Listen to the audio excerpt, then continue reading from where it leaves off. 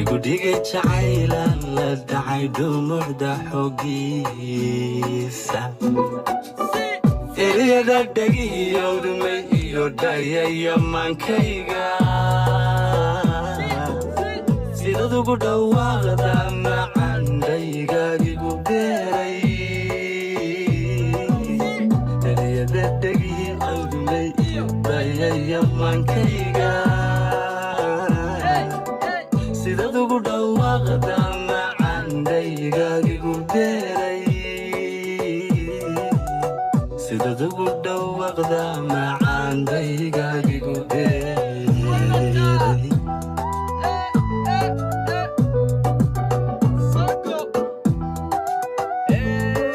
qalbi adiga ku dhadhabay dadkaba dhaaxa iyo dhaaxa